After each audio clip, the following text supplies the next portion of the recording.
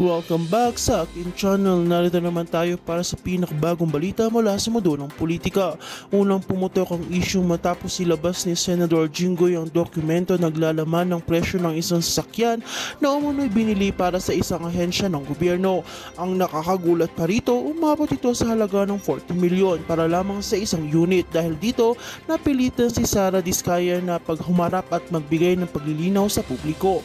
Sa kanyang investigasyon, sinabi ni Jinggoy na imposible ang ganitong halaga para sa isang ordinaryong sasakyan kahit pa ito ay imported o bulletproof. Kahit anong klase ng armed vehicle pa yan, hindi dapat aabot ng ganyang presyo.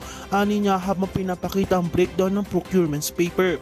Nang tinanong ni Sara Diskaya, unang nagtangkang umiwas ito at masiselang tanong, ngunit kalaunan ay napapaamin din. Ayon sa kanya, may mga pagkukulang sa proseso at hindi na niya naitatanggi na mayroong pagkakamali at posibleng manipulasyon sa kontrata. Ang pag-amin na ito ay nagdulot na matinding reaksyon mula sa mga senador at sa taong bayan. Mariing binanatan ni Jinggoy ang ganitong klase ng anomalya. Anya, sa gitna ng kahirapan ng sambayanan, may mga opisyalis upang nakukuhanan ng ganyang klase ng proyekto at mistulong nilalaro ang kaban ng bayan.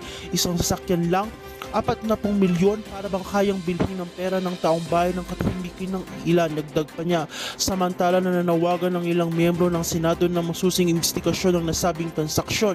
May mga panukalang kasuhan hindi lamang si Sara Diskaya kundi pati ang iba pang sangkot sa procurement deal. Pinaghihinala ang may sabuatan sa pagitan ng supplier at ilang matataas na opisyales. Samantala naglabas na rin ng pahayag ang Commission on Audit na kanila nang sisiyatin ang mga papeles na hawak ni Jinggoy. Inaasahan ng mga matitinding mga hearing sa Senado sa mga darating na linggo upang alamin kung sino ang direktang nakikinabang sa naturang 40 milyong sasakyan. Ngayon nakatutok ang mga mata ng publiko sa magiging kahinatnan ng kasong ito. Kung mapapatunayan ng anomalya, maaaring magsilbi ito ng matinding sampal at babala sa lahat ng opisyalis ng gobyerno na patuloy na magsasamantala. Sa gitna ng lahat, si Senador Jinggoy at tila naging tinig ng taong bayan sa paghahanap ng hustisya laban sa labis na korupsyon. Kaya manatili kayong nakatutok dito sa aking channel.